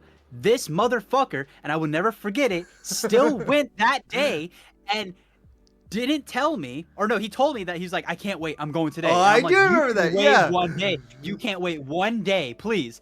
So I had to go with my buddy Andrew. Love you, Andrew. But it wasn't the person I wanted to go with, and it wasn't the same. Because when I went and saw Infinity War with Taylor, and when that movie ended, I have never seen a grown man cry so hard at the end of a movie. I knew you were going to movies. I don't cry during movies very often, but seeing him get legitimately in tears, because like you said, you grew up with these characters. This was a big part of your life. It got me emotional. So I was waiting a whole fucking year to go to Endgame with this dude, and he couldn't wait 18 hours. You don't even know what you missed, bro. I know. Because you always, every time we went and go see a Marvel movie after that, you always said, oh, do you remember Endgame? I'm like, no, I don't. I don't remember Endgame. I don't remember you in tears. All I remember is Sonny telling me that it's like he's never cried that hard before, and he was like freaking out the entire time, geeking so hard. Dude, okay. And when Iron Man died, he was hold on. When I will never forget this. When Black Panther walked out of the portal, and I was already in tears. I started sobbing already when I saw fucking Black Panther and the music started swelling up and fucking Falcon was just like on your left. I was like, and I died. And then when fucking Iron Man died, I through the whole funeral scene all the way up till the credits, just full on sobbing. And I'll never forget that these old people behind me were shaking their heads and they were judging me so hard. And all of my friends, because I had a whole bunch of people there, turned around and told the old people to shut the fuck up because they were judging me, and they came in clutch for me, backed me up. Oh, let me. I have two things. I'll share one about Endgame, and then one about the Amazing Spider-Man 2. Oh my god! Which I think I've told this story before on the podcast, but I'm gonna tell it again. Yeah. It was awesome. It was a good time. I don't remember a lot of going to go see Endgame. Like, I remember tons about the movie, but I don't remember what was going on. But I remember one part that really stuck with me was the look on Iron Man's face when he saw Spider-Man come out of that portal. Mm-hmm. Like, the absolute relief and all this guilt just lifting from him. That part did make me tear up. I remember that very vividly. Because guilt is a feeling I am so intimately familiar with. So... Mm-hmm. Yes. You ever that was a great moment. Imagine what their thought was when they went through those portals? Like Doctor Strange, Star-Lord, Spider-Man, everyone. Because if you think about it, they only blipped in their time for 5 seconds. Yeah, so they equivalently laid down, closed their eyes, opened them again, looked at Doc Strange, and Doc was like, "It's been 5 years, we gotta go," and immediately go through this portal and just see a whole fucking army. I like to think they didn't freeze. They didn't freeze and go, "Ah, hell no." They were like, "All right, let's do this. We're doing it." I like to think he gave them a pep talk. No, he didn't. Summed it up. He didn't give them a pep talk. They were already there for like 4 hours. They were just. Doctor Strange literally teleported from person to person, and it was just like, Thanos, bad explosion, let's go. Like literally, yes. And they were like, okay, get the gauntlet in the fan. And like, how did everybody else go through the? Let me tell the story. Sorry, I have one more story. I love this story. So. Dude, we're not even halfway through this list. We'll get there. We'll get there. That's how much impact Marvel has had on our lives. I love Spider-Man a lot, probably just as much as Taylor does. I am so familiar with a lot of Spider-Man. Granted, I don't go as in depth as Taylor does, but I do love Spider-Man. This motherfucker, when Gwen Stacy died in The Amazing Spider-Man 2, it was him, me, our buddy Liam, and our buddy Kyle. We were all watching this movie. I looked at it happens, and I'm like, oh, that sucks. I look over at Taylor. This guy's just slack, mouth wide open, silent tears streaming down his face. I believe it. Really? It's like, I like Gwen Stacy as much as the next guy. Okay, it was Andrew Garfield's reaction that made me so emotional. Gwen Stacy died. It's not like the fact that Gwen Stacy died. It was the reaction of loss, because we all understood how much Gwen meant to Peter. And to be honest, it was so unexpected. Like no one thought it was actually going to happen, and Sony was just like, "Yeah, no, she hit her head." But it was Andrew Garfield's reaction is what made me so emotional, because he was so genuine. And I had a girlfriend at the time. I don't remember who I was dating at the time, but in my mind, I have 3 guesses. It's one of those 3. Yeah, probably. But in my mind, when I saw that, I was like, "Damn, what if my fucking girlfriend, like if that happened to my girlfriend, I would have done the same exact fucking thing." I don't know. See, but then this fucking asshole, right as I just got over it, right? We were in the middle of dropping everybody off, and he goes, "Hey, Taylor." He does that with his fucking hands, and he started crying again. He started crying. Dude, okay, so Andrew Garfield played that scene so perfectly, because from his point of view, he couldn't tell if she hit the ground. It looked like she barely got caught. All right. This is an MCU. We're getting off topic. I'm gonna tell. I'm gonna say one more funny story, and then I want us to just speed run these. So I forgot to say this when we were going over Avengers: Days of Ultron, but I remember distinctly that when they went to the Hawkeye's house to like hide out at the ranch or whatever, there was a scene in that movie where Thor steps on some Legos, and it cuts to Hawkeye's daughter looking up at him, and it was just like a silence. I think in the movie it was just meant to show, the Avengers kind of coming down to the real world, for a second. But I will never forget that our buddy Josh Curtis, if you're listening to this, thank you for this story. It was dead silent. This theater was packed, by the way, packed. It was the first weekend this movie came out. And without hesitation, when that little girl looks up at Thor, it was like a second of silence, and you just hear my buddy out loud go, "You're fat."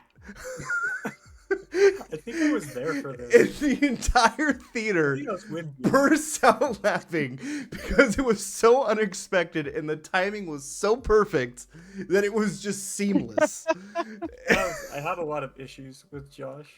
Yeah. But he is genuinely one of the funniest people. He's a super funny guy. I'll never forget that. Now, every single time I see that scene, I just go, "You're fat." Like, in my head.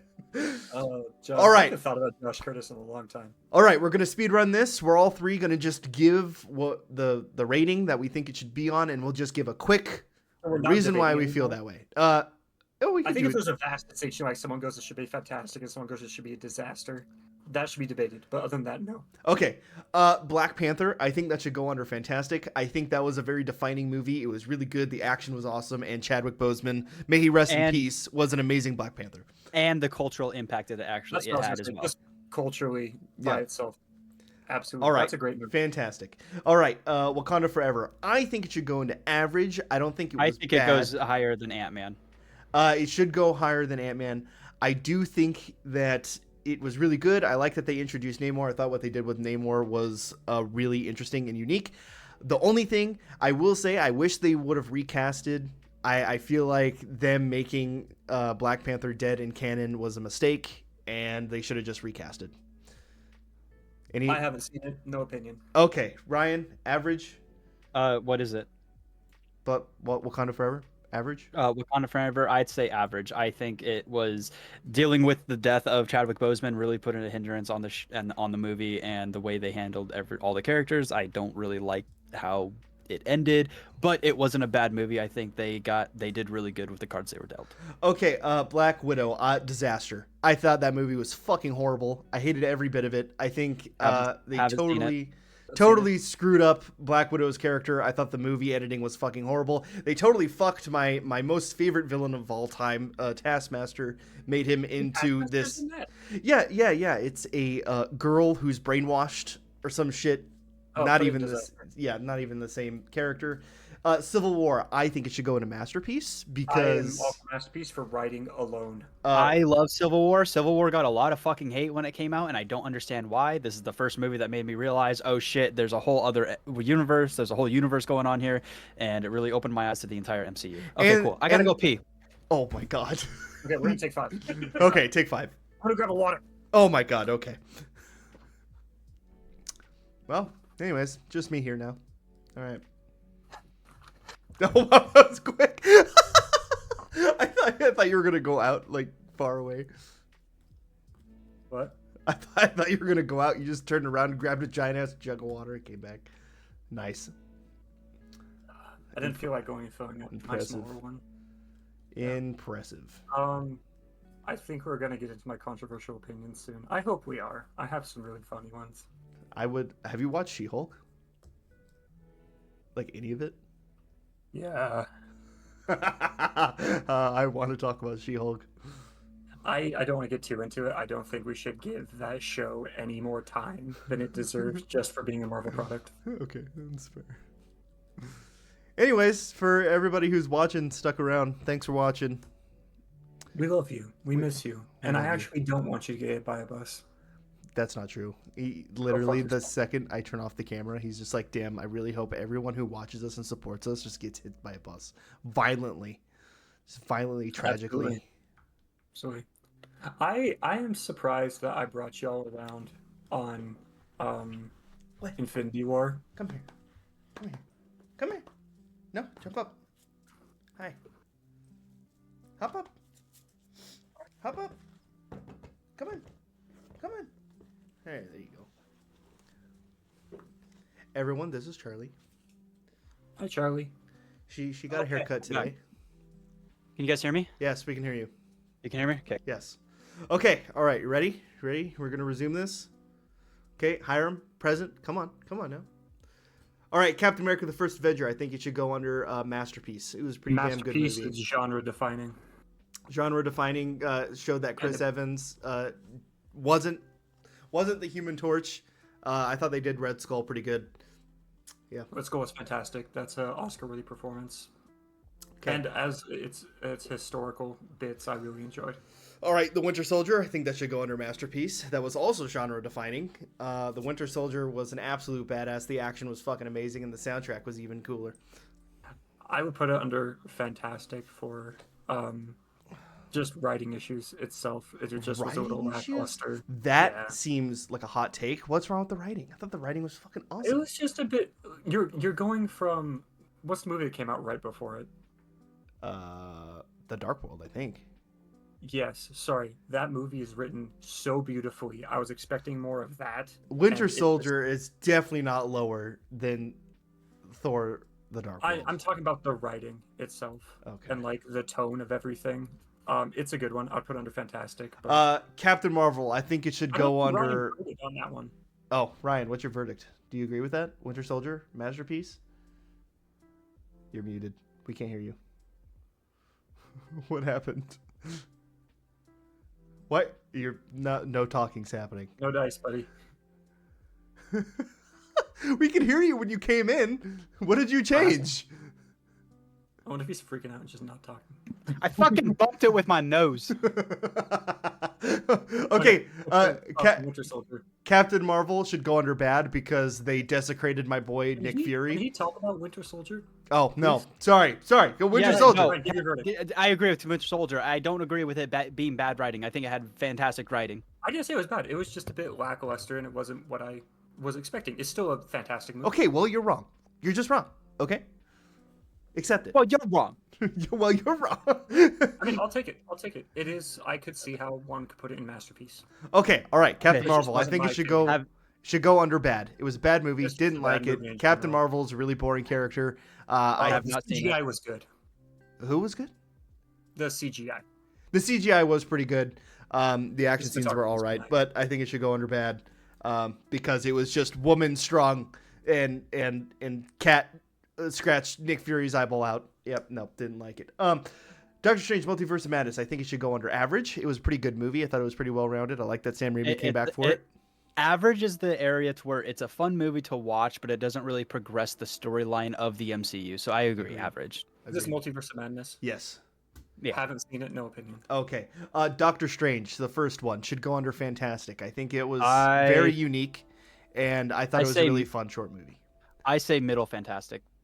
Middle fantastic? I would say high-end fantastic. Below. Well, I'm thinking of how well does it progress the story of the MCU. It doesn't really progress anything. It just explains that there's magic in the universe, and it introduces Dr. Disrespect.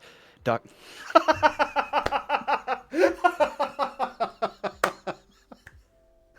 introduced Doctor Strange.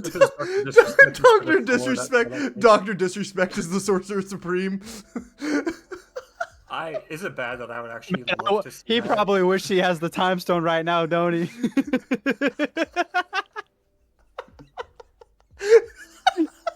Gotta hear go into an alternate universe where you'd never talk to a minor. Okay, all right. Doctor Strange, fantastic for Dr. Disrespect. Got it. Yeah, I think it's great. Echo, the TV show. Doubt you guys watched it. Going in bad. It was really garbage. Anyways, haven't seen it. Oh, dude, I'm lightheaded. I'm about to get a lot of haven't seen it, I think. Okay, The Eternals. Now, I probably have a hot take for this. I think The Eternals was average. I thought it was pretty good. I thought it was a lot better than people like to give credit to it. It introduced a lot of cosmic topics that I really enjoy. I think the issue with that movie, I haven't seen it, but the thing that what I see is that it's such a drastic difference from everything else in the MCU. It is pretty like everything in the MCU is pretty grounded and realistic. And then Eternals came out before the whole it was after Endgame, right? Yeah, this is Phase 4. So everything was grounded, but in Eternals, they all have powers, so it feels more like a DC film than a Marvel film. I haven't seen it, but I do have an opinion. Okay. I would put it at either average or bad, just because nothing that went on in that movie impacted any other movie. That's true. That's true, but they did introduce There were some Celestials in it, though, the Celestials, which I feel like is important. Average. I feel like that's why I would give it an average to bad. Okay. Somewhere in there. All right, I agree with that. I agree. We'll do this at the end average. Okay, Falcon and the Winter Soldier. I think that was fantastic. I honestly love Falcon and the Winter Soldier. I like the dynamic between the Winter Soldier and the Falcon. I like what they did with U.S. Agent and how they made him like a crazy Captain America. And they introduced a lot of new things to the lore that I really enjoyed. And honestly, I'm kind of hyped for Captain America Brave New World. I'll agree with that, yeah. Okay. I'm on the fence between average and fantastic, but for the sake of time, I'll give it a fantastic as well. It didn't do anything revolutionary like everything before it, but at the same time, it wasn't about changing or being revolutionary. It was about them dealing with the grief of losing Steve and Steve never coming back. Yeah, yeah. Okay, Guardians of the Galaxy. That is until they discover that he's coming back as Dr. Doom as well. Yeah. Fantastic. They're all everyone who died in Avengers and Avengers Endgame, Dr. Doom. They're all going to play Doom boss. Is it bad that I think that actually could be? They are. I'm pretty sure they're going to bring them all back to be like an evil version of the Avengers. That'd be great too. Yeah. What's next? Guardians of the Galaxy. Honestly, I think that should go under Masterpiece. It was a very beautiful movie. Yes, I would say the writing, the soundtrack, the action, everything about that movie is amazing. Yeah, and I remember when it came out. It's better about family than Fast and Furious. And I feel it has a better story about family. That is true. And I feel like any movie that I can like pull a memory from seeing it in the theaters should probably go under Masterpiece because it means it was impactful. Yeah. Guardians of the Galaxy 2, I think it should go under. How high on Masterpiece though? I'd say higher than Civil War. Well, just behind Civil War. I wouldn't put it above Captain America though. Oh, okay, right. Okay, then I think it's good where it was. Yeah. Okay. Guardians of the Galaxy 2, I'm kind of on the fence between average and fantastic because although it was really good, they kind of didn't really innovate it a whole lot. I wasn't a huge fan of the whole Star-Lord having God powers storyline. But it was still good. It was still a good movie. The first movie was about bonding and finding the family or finding a family when you don't have one. The second movie is about a lost child trying to find his father, realizing his father is a mass murderer and a god. So should it go under fantastic or average? I'd say average. It's a good movie. It's a great movie. Okay?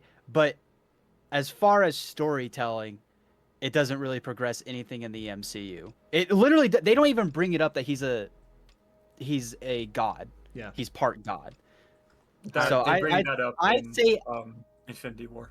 I'd say average for that specific reason, but it has nothing to do with the acting and the story and the writing because it's still a phenomenal movie. I'm rating this entire list by how much it contributes to the entire MCU. I'm going to rate it as fantastic because I'm rating this list based off of the writing and the development of the characters. This one is huge development for Peter Quill. It has a ton. Him losing Yondu had a lot to do with why he freaked out so much in Endgame. I think it should go at the top of average. I think it should go at the bottom of fantastic. Okay, Ryan, you'll be the tiebreaker. Yondu's character is also fantastic, and I love a lot about that movie. So I will say bottom of fantastic. I will agree with that because I forgot Yondu does pass away, and he does. It impacts Endgame, which impacts everything. Yeah, and also finally reveals that he actually does care about Peter, because in the first movie it was kind of hinted at and he was teased about it, and in the second movie he was internally battling himself and feeling guilt for not helping Peter and constantly trafficking these kids to this god. And he redeems himself at the end by saving Peter. So yeah, I agree. Under fantastic, yeah. Okay, Guardians of the Galaxy 3 is a masterpiece. It was super emotional. It made Rocket Raccoon probably my most favorite member of the Guardians. And now he's also the leader of the Guardians. Yeah. He's the father. When that otter died, oh my god, that was so tragic. I went to go see that with Allie, and Allie had never seen any of the other Guardians of the Galaxy movies, and she cried Well, yeah, you During don't that, you start had no with the idea what's third going one. on. Don't Are start you with the on the- third one. Are just they wanted all to this see it with me. sad? No, they're Okay. not all this sad, but this one's pretty sad. Okay, the Hawkeye series. Have you guys seen it? No opinion. I remember watching it. I don't remember any details. I kind of enjoyed it. I think it should go on the top of average. I thought it was very good for the Hawkeye character. I liked Kate Bishop. I liked that they kind of resolved some of the shit that happened in Black Widow in Hawkeye, and I thought the action was really fun, and I liked that they introduced Kingpin back, played by Vincent D'Onofrio. I liked it. I was top of average. The only thing I fucking wish is that at the end of the Hawkeye series, we saw Spider-Man swing, because Spider-Man literally lives around the corner. And I wish at the end of Spider-Man No Way Home, when he goes for that swing, he swings, or that last swing, he swings right over where the final battle is in Hawkeye at the end of the series. And I wish we would have seen him, or like something would have happened to where he could have been in the background or something. Agreed. Because it was also the same time period. It was. Yeah. Okay. All right. It will go on top of average. Are we in agreement? I say behind Wakanda. Okay. Behind Wakanda. Yeah. Okay. All right. Groot honestly didn't add anything. I'm just gonna put it under bad. The Groot shorts, Yeah. masterpiece. That is a hot take. Beautiful. It is I haven't seen them. I didn't even know that. I watched them. I will put them under average, just for you. I was dealing with a really severe bout of depression, and watching those was the first time I genuinely laughed. It felt good in like 4 or 5 months. I'll tell you what. I'll put one of them in Fantastic. Season 2 will be under average. Okay, I'm okay. I can live with that. Okay. I really enjoyed the Groot ones.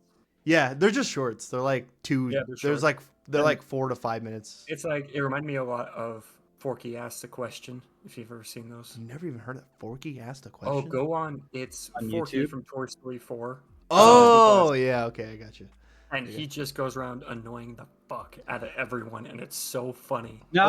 He goes around annoying the fork out of everyone. All right, guys, we're speed running here. We're speed running. Okay, Right. Okay, the first Iron Man masterpiece. It was super good. It was genre defining.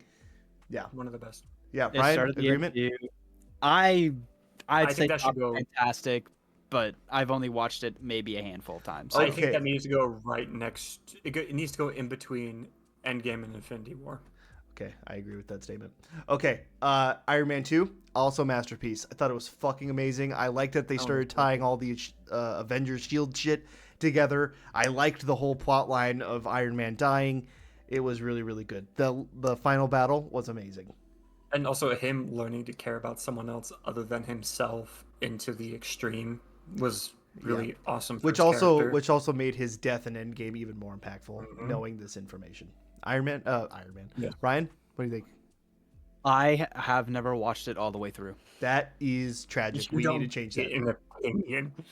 Okay, we should change that. Anyways, okay, it's gonna go. I think it should go behind Avengers. Yeah. Yeah, I can live with that. Okay, Iron Man 3 should be under Fantastic. It was definitely not a masterpiece. Iron Man 3 should be average. Okay, Hiram. I'm gonna put it at Fantastic because it was in a phase where a lot of Marvel wasn't new. Or That's no, true. This was pre. It was a lot of like new stuff, and it did something new. So I put it at Fantastic. Well, and I think that like the first Iron Man, it was more about Tony Stark realizing that he needs to be better. I feel like the second movie was that he needs to not be so selfish, and then the third movie is more about him realizing that he is strong as himself. He doesn't need the armor. And I also like that. It's really coming into himself. It's a coming of age movie, really, for an old guy. I will put it right here under Fantastic. Loki. You guys haven't seen it. I'm gonna put Loki under Fantastic. Season 1. Oh. I haven't seen season 2. Oh, okay. I'm sorry. What do you think? I think it should go under Fantastic. I thought it was fucking awesome. I thought parts of it were really boring, so I'd put it at average, but I can't see why you would put it at Fantastic. I think all of the TVA stuff was fleshed out really well, and I liked the reveal at the end of the He Who Remains was super fucking cool, and I like that it gave Loki a lot more character. I think. Fair. Go for it. I support. Here. I'll put it at the top of average. Now, however, Loki season 2, now that is definitely going under fantastic. Loki season 2 was fucking amazing. And I loved every single minute of it. It was really gritty. It was really dark. And it really introduced a lot of really cool multiverse concepts and really helped tie the multiverse saga together a little bit more. I am putting that... I'm going to put that right above Falcon and the Winter Soldier. Love that one. Moon Knight. Have you guys watched Moon Knight? Yes. Moon Knight was really good. As well.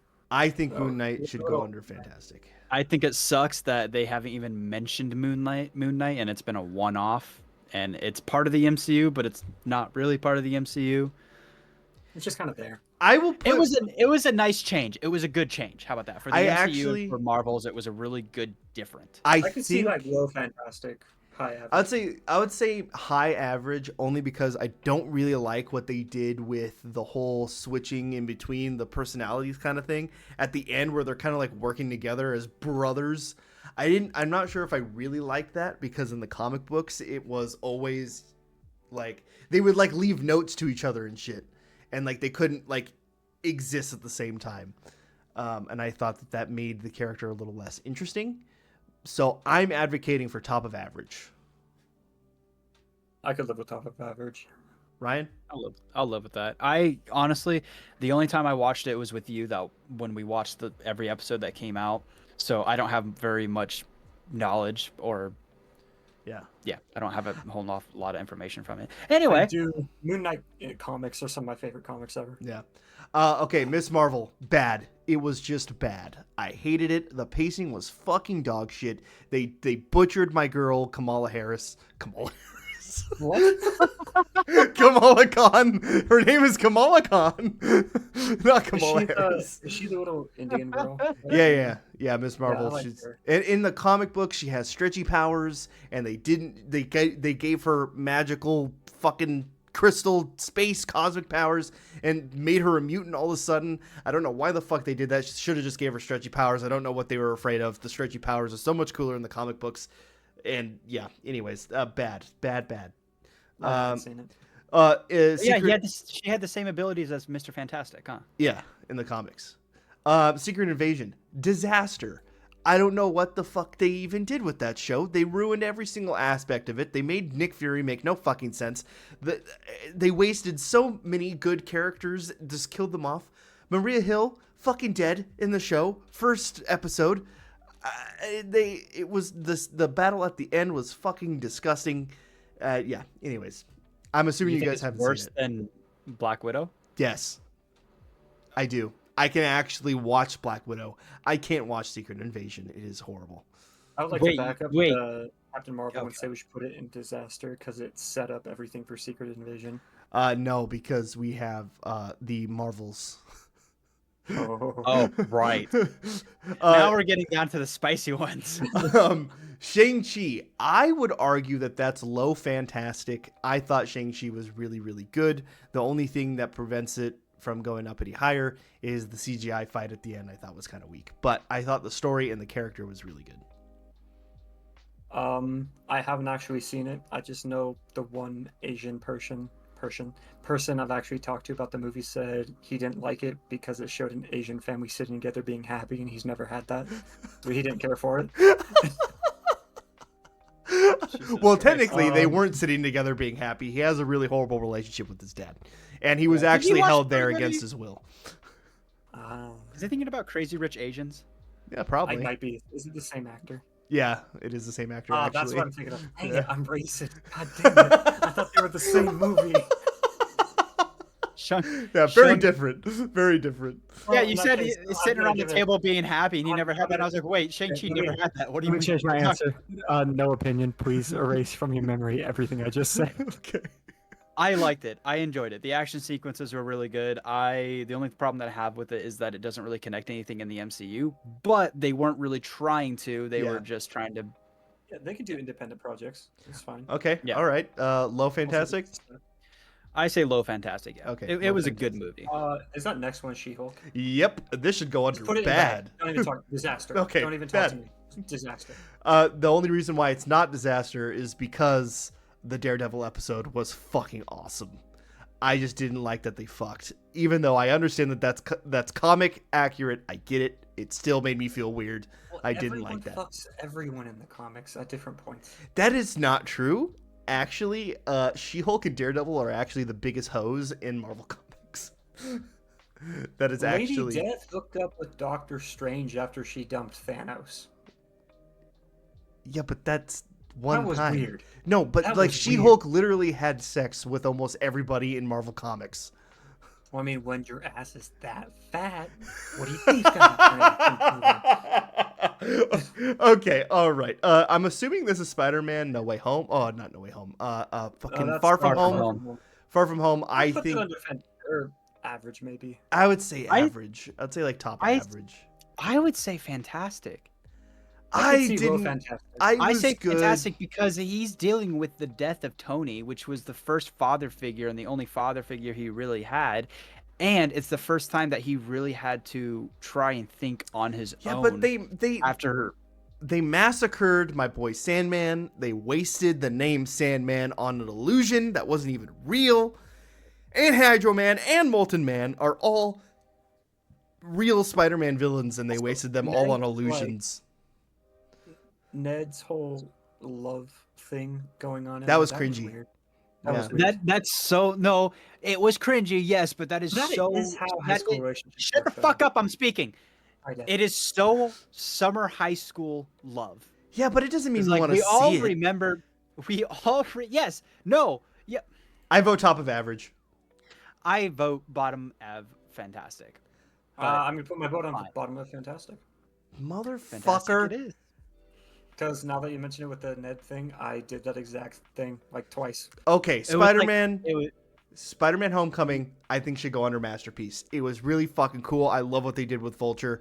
Michael Keaton did an amazing job.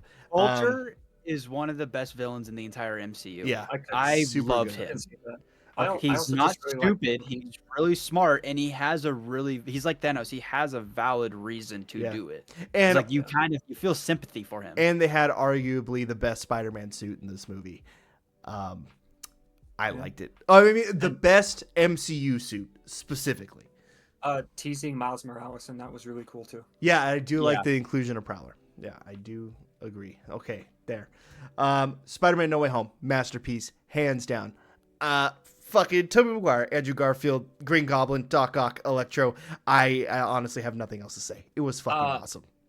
I am going to put it at masterpiece, but I'm going to say bottom of masterpiece because the reason all this shit happened in the first place was so stupid.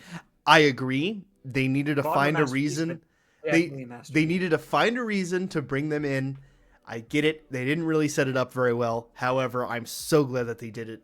Yeah. I love it so much. Willem Dafoe's performance in that is fantastic. And let's not forget that this movie was written, directed, shot, and released within a year. Yes. Let's understand how much of an accomplishment that is. And it still came out really good. And bringing back all the old villains. I really liked seeing Sandman, and I loved what they did with Electro.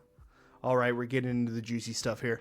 Okay. Guardians of the Galaxy, the holiday special. I'm assuming you guys haven't seen it. Have you guys watched it? I liked it a lot. I loved it. I would put it in fantastic. I loved the inclusion of Kevin Bacon. I thought that was fucking hilarious. The kidnapping Kevin Bacon. Yeah, that was really funny.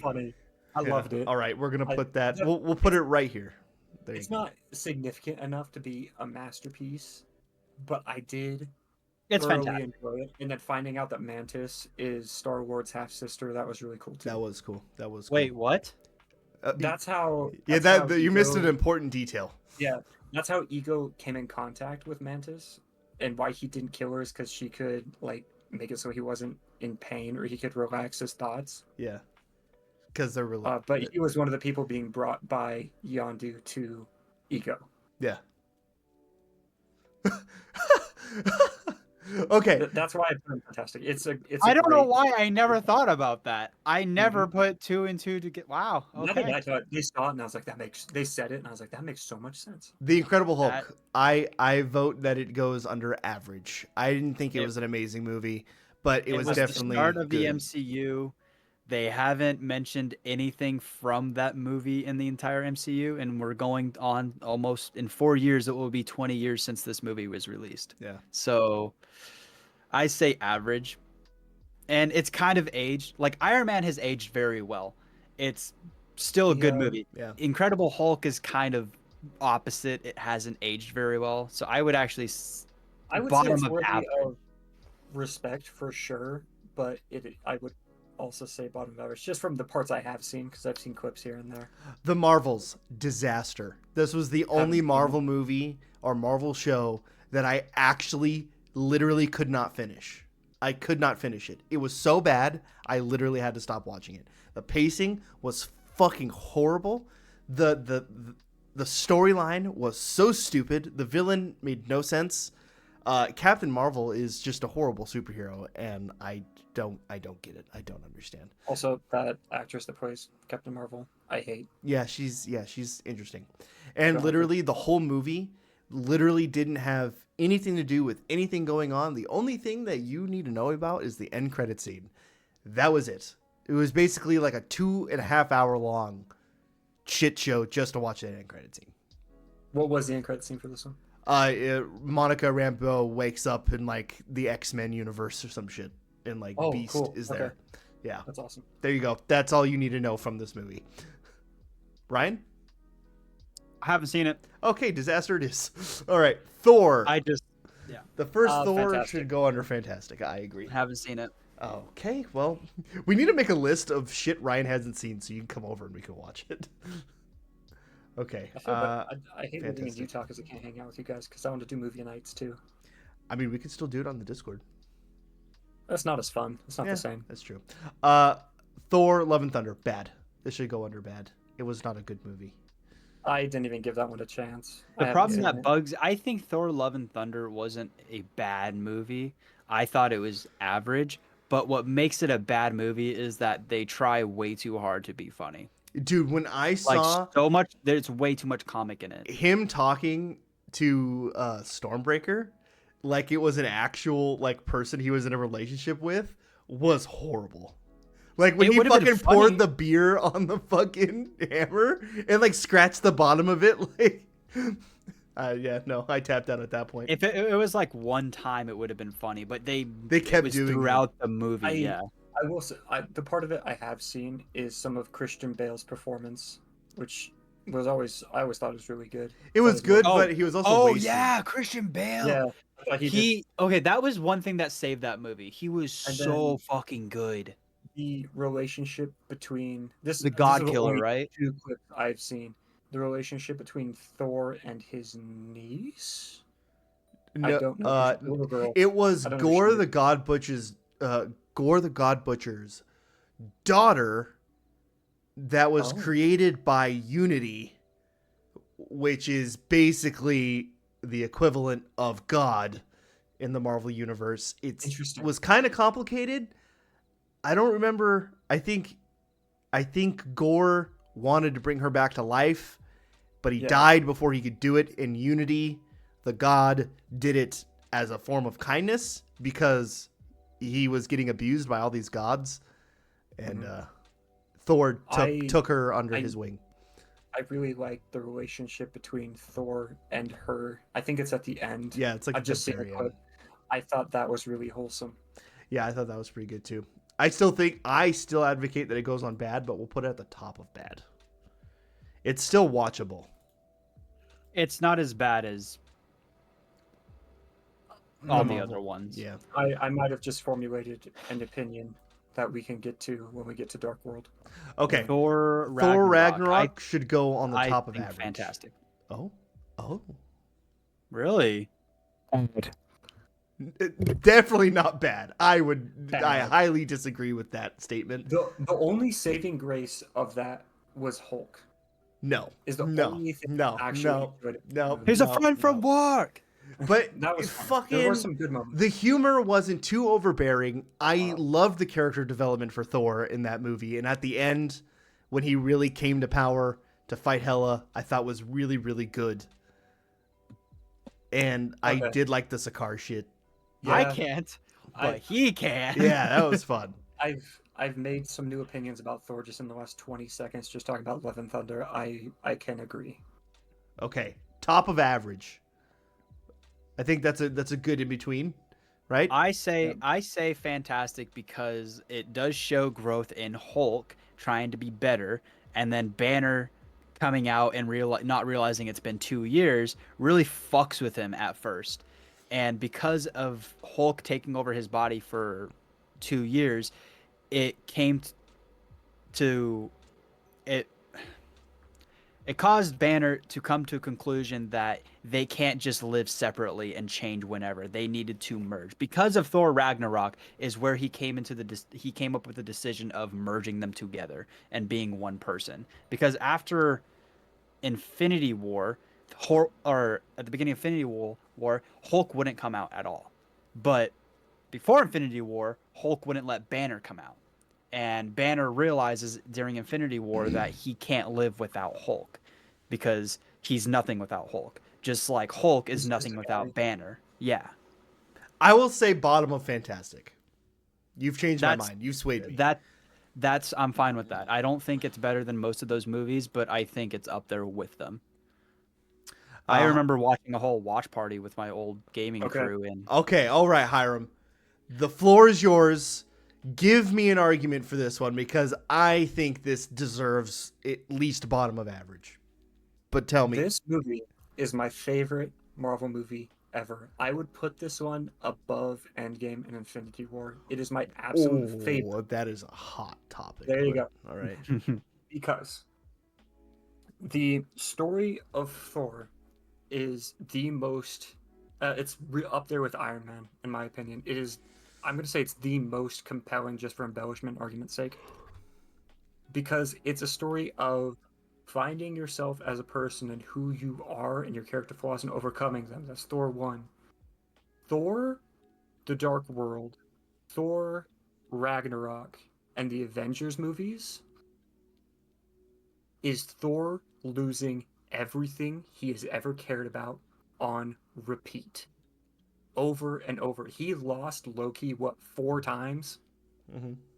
His brother, who he cares about very deeply, even though they fight a lot. Mm-hmm. 4 times he's watched him die. Mm-hmm. Right?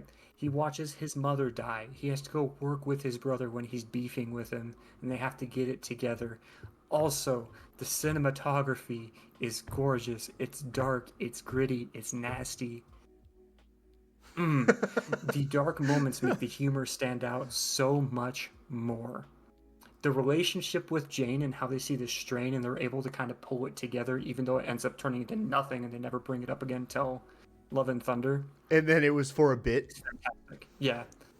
It's fantastic. This is the best Thor movie, and I'm not saying it's the best Marvel movie because I know there are better ones. It is my personal favorite Marvel movie. Okay. Ryan. That is my spiel. Where do you think this goes? I personally put it at masterpiece, but I would say objectively it goes in fantastic. I have not seen it. The only thing I can complain about is videos I've seen on like movie snippets on YouTube. I don't like how dark it is. I think not dark as in atmospheric and story. I mean dark, literally it is a very dark movie like Justice League. It is the start of Thor losing everything he cares about. It is a dark movie. I would be okay with putting it I'd be okay with putting it in the middle of fantastic.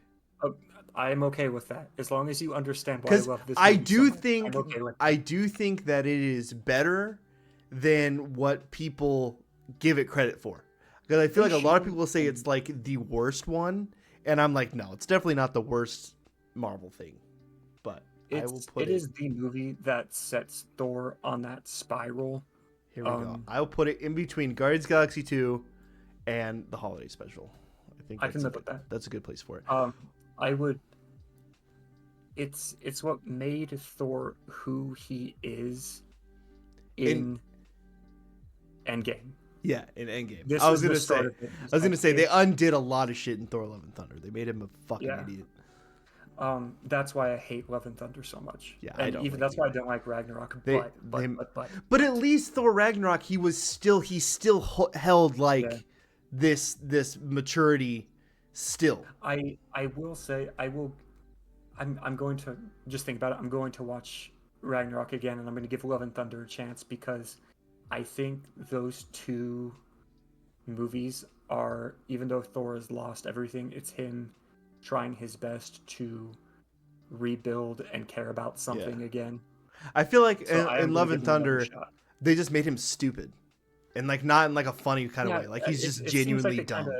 I don't know if you've ever seen Dragon Ball, but Goku in Dragon Ball and Dragon Ball Z was like, he's kind of a doughhead. He's not educated. He's not very smart, but he's a fantastic fighter, and he has ideals he follows. And then in Dragon Ball Super, they make Goku so stupid. And I still watched every episode. Okay, but I didn't like it. All right, we're gonna keep the train rolling. WandaVision. Have you guys seen it? The first MCU show to ever be made, and how hyped it was because it was the first show after Endgame. I thought it was all right. I thought after the fourth episode, it got but before that, I really liked how every episode is a different decade of the finale TV. Was really good. I think different TV, not series, but the difference in television shows through the decades. Like it started out with the 40s and 50s, and then 60s and 70s, and then 80s and 90s, and it became more modern as the episodes went on. I would put it at fantastic, just because I know I'm probably beating a dead horse here. The writing on it, specifically with Wanda's character growth and how she's trying so hard not to let go onto something even though it's hurting her, is really interesting. I just realized something, and I feel really stupid for not realizing this. WandaVision is about what happens when you don't let go. Mm-hmm. Yes, when you don't let go of grief, and you let grief consume you. Because what ends up happening is she then becomes so desperate to try and have her children that she goes in Doctor Strange, the Multiverse of Madness. Children that she made up. They don't even exist. They do exist in the multiverse. That's all that she needs. That's all she needs. To them having to be like, oh, they exist. That is such a cop out. So I think it should go under the end of Fantastic, bottom Fantastic. I'll agree with that. Yeah, because it does make a lot of, when it first came out, it was hated on, and I didn't really like it. But now looking back on it, it was just it's the stepping stone of her next arc in the MCU, because her first arc was her trying to not be a monster, but every time she tried to do something good, she kept fucking up and getting more people hurt.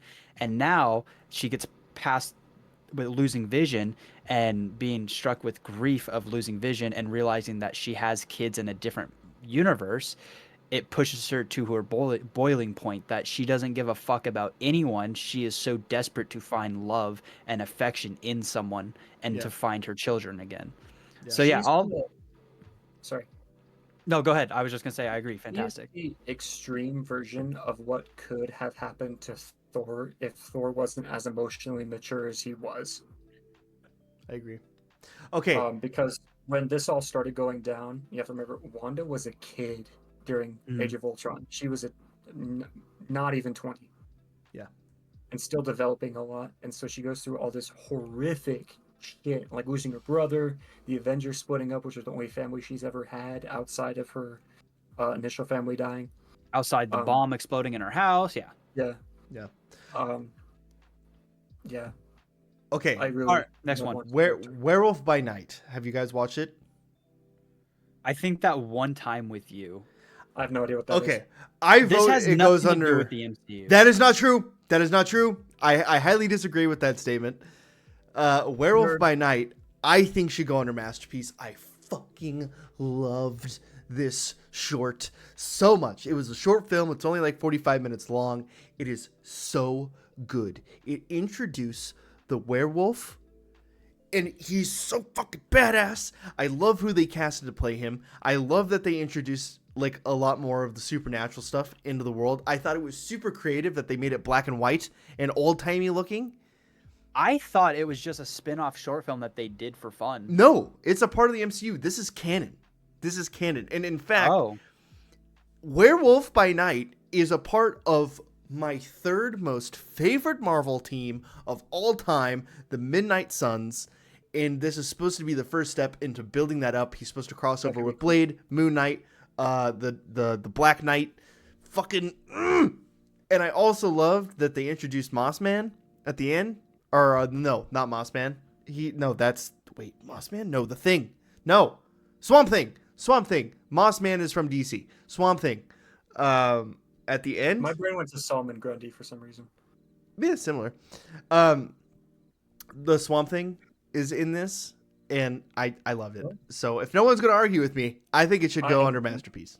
I didn't realize it was part of the MCU. I thought it was just a spinoff that they did. I enjoyed it. I thought it was fun. It was definitely completely different than the rest of the MCU. It's very unique.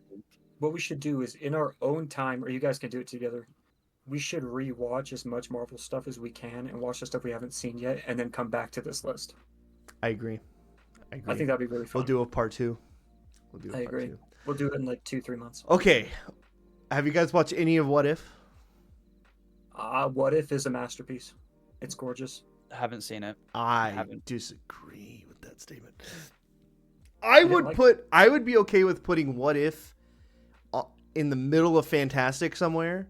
Okay. But What If season 2 needs to go in bad. I've only seen the first one. I didn't even know there was a season 2. Season 2 was pretty rough to watch. The voice acting was pretty bad. I don't know what happened in between season 1 and season 2, but like season 2 voice acting was pretty atrocious. I don't know what happened. But and the What If stories that they chose for season 2 weren't that interesting to me. There was like this one with this Native American girl getting powers and it takes place in like the 1700s or whatever. That was cool. I thought that episode was pretty awesome and unique. I don't know who she is in the Marvel Comics. She must be an obscure character or something, but that was pretty much it. But I would say season 1 can go, I don't know, the bottom of Fantastic. Unless anyone wants to argue that. I would say top of Fantastic, just because it was so interesting. It was new, it was exciting, it was innovative for what we've seen. I haven't watched all the episodes. I think the only episode that I watched partially was the zombie one. I think I am okay with putting it. I think it should go in between Loki season 2 and Falcon and Winter Soldier. I think that's where it should be. Where did I put it? Oh shit. Here we go. Right here. Right there. And then What If season 2, since you guys haven't seen it, I think it should go under bad. It was not great. Sure. Shoot. We should do the same thing with Star Wars soon. We should do a Star Wars tier list. Actually, that one would be fun. I am down for that one. Oh God! All right. More of a Star Wars guy then. Well, are you guys? I'm okay. Are you guys cool with this tier list? Does this seem fair? Do we like this? I think the Dark World needs to be up by Ant-Man. Where's the Dark World? Up by Ant-Man? Okay, I'm cool with that. That's just me. Behind Ant-Man. I think Ant-Man's better. I think in between Ant-Man and Age of Ultron. Oh, that's a hard one. Are you going to download this and save it? I can.